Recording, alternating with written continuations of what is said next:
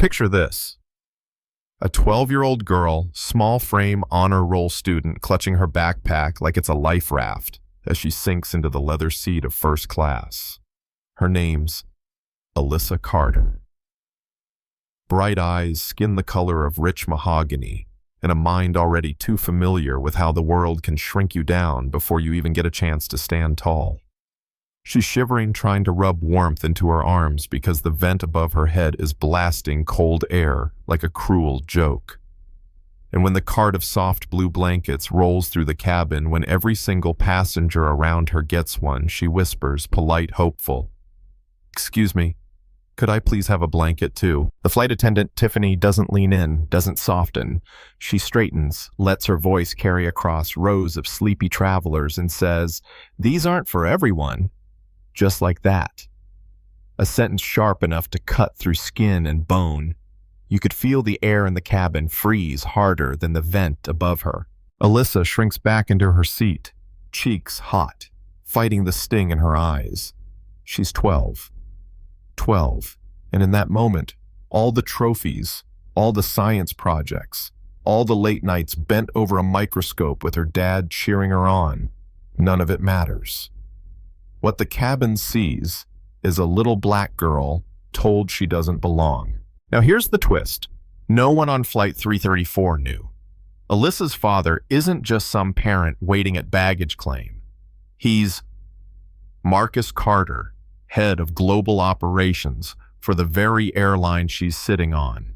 And while his daughter is curling into herself under the cold stare of a flight attendant, Marcus is in his office on the 47th floor of headquarters, staring at surveillance footage of his own child being humiliated at 30,000 feet. But let me back this up a little, because Alyssa didn't just end up in first class. She earned it. 2 weeks before this flight, she had stood on stage in Atlanta, trembling with nerves as the judges of the National Youth Science Fair announced the grand prize winner. Her project about capturing carbon in city green spaces was so innovative, it had the room buzzing. The lead judge shook her hand and said, "You're going to represent America's young scientists at the International Climate Conference in Boston." She had smiled through tears, her dad in the audience, clapping harder than anyone, whispering to himself, "Your mom would have been so proud." He was a single dad juggling corporate battles and grief since cancer took his wife, but never once did he miss her science fairs or spelling bees. This Boston trip was supposed to be her first taste of independence, her first solo flight, the proof that she was ready to take on the world. And you know what's cruel? Alyssa knew to be nervous. She'd seen the looks before. A family trip to Florida where staff kept asking to see her room key, ignoring the white kids streaming past. A flight where a stewardess had asked her, "Are you sure you're in the right cabin?" even though her ticket said first class in bold black letters. Her dad had warned her gently, "Some folks will judge you before you even open your mouth. Stand tall anyway." So when she handed Tiffany her boarding pass and heard first class with raised brows, she wasn't surprised. When the card got flipped over, held to the light like it might be fake, she bit her lip and said, "Yes, ma'am," the way her dad taught her, firm, polite, no room to doubt. The businessman behind her, irritated at the delay, finally said, "The kid's got a first-class ticket. What's the problem?" Tiffany's smile snapped on instantly for him, then just as quickly disappeared when she turned back to Alyssa. That was the start. What came next was death by 1,000 cuts. Tiffany checking her ticket again mid-flight, the lead attendant ignoring her request to fix the vent but happily helping a white woman a row ahead. Watching water poured for everyone but her. Small slights, one after another, each one saying, "You don't matter." And then came the blanket. Alyssa's seatmate Troy, a middle-aged education director heading to Boston, had been kind chatting with her about science fairs. He noticed Tiffany skipping her row, noticed Alyssa's polite little voice, and when Tiffany dropped the line, "These aren't for everyone," he shot up. "What do you mean not for everyone? You just gave one to every other passenger here." His voice carried. Passengers started murmuring. An older woman gasped. Alyssa wanted to sink into the leather, disappear. She whispered, "It's fine. I don't need one, but everyone knew it wasn't fine. Troy draped his sports coat over her shoulders. It's not much, but better than nothing. Tiffany hissed, interfering with another passenger's comfort is against policy. Troy snapped back. Report me then. Tell the captain I gave my jacket to a freezing 12-year-old. Meanwhile, hundreds of miles away, Marcus Carter rereads the text his daughter had sent hours earlier. Flight really cold. Forgot my jacket. Otherwise, okay. Alyssa never complains. For her to mention the cold. Something was wrong. He demanded cabin footage, and when the feed lit up his screen, what he saw nearly shattered him. Every passenger bundled in a blanket. Except his little girl pressed against the window, drowning in a stranger's jacket. His hands clenched. Years of swallowing bias in boardrooms, of keeping composure when he was the only black man at the table, all of it boiled over. He picked up the phone, called the cockpit directly. Captain Bennett, this is Marcus Carter, head of global operations. I'm watching live as my daughter in 3A is denied a blanket. Fix this. Now. Imagine being the captain, steady hands 20-plus years flying, suddenly hearing the boss's boss's boss on the line telling you there's discrimination happening in your cabin.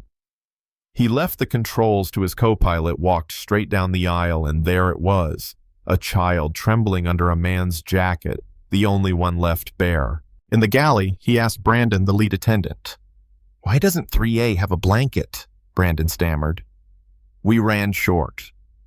The captain checked the storage, 6 blankets still neatly wrapped. He turned, voice sharp as a blade. Care to try again? Tiffany sputtered.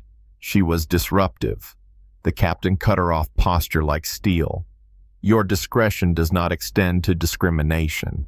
That child is a paying first-class passenger, and she happens to be Marcus Carter's daughter. Tiffany's face drained of blood. I didn't know. That's the point. You're supposed to treat everyone the same.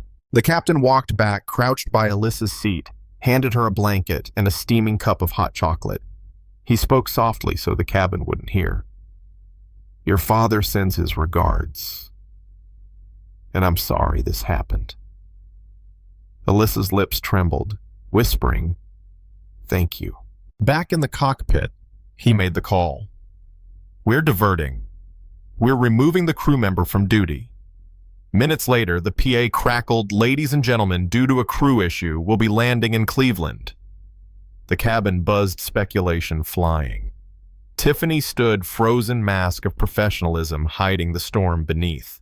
When police officers and a regional director boarded, Tiffany tried spinning it. I'm being targeted for enforcing policy against a disruptive passenger. Passengers shouted over her, Troy, Edith, the elderly woman, others. That's a lie. We saw what happened. Phones recorded everything. Tiffany was escorted off, humiliated, her career unraveling mid-aisle. And Alyssa. She sat there under her blanket, sipping hot chocolate, tears still burning her eyes. But now people saw her.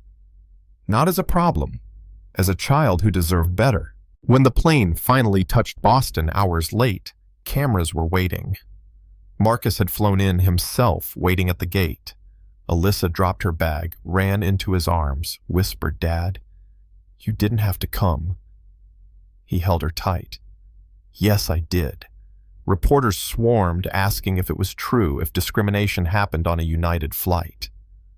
Marcus raised a hand, commanding silence.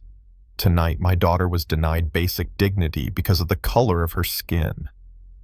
The only reason justice came swiftly is because of my position. Most parents of color don't have that privilege, and that has to change. The story blew up hashtags, trending passengers' videos going viral. Blankets are for everyone. Strangers across the country shared their own moments of being treated like less. Investors panicked, the airline's stock dipped.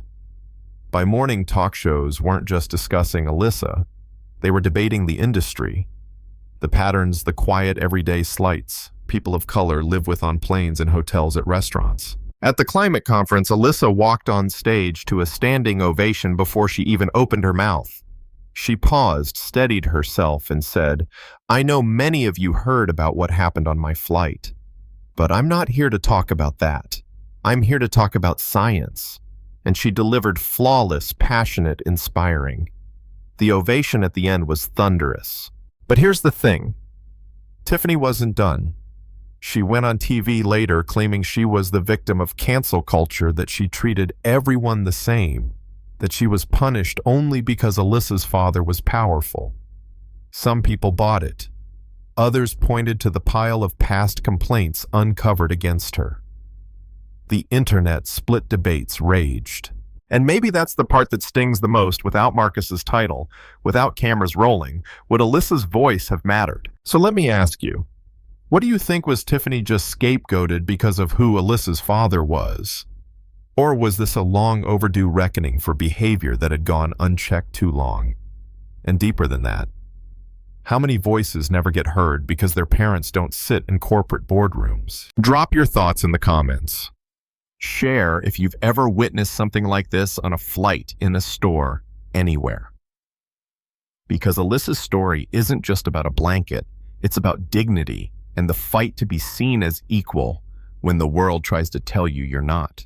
And remember, sometimes it takes just one person standing up in the aisle like Troy did to change everything.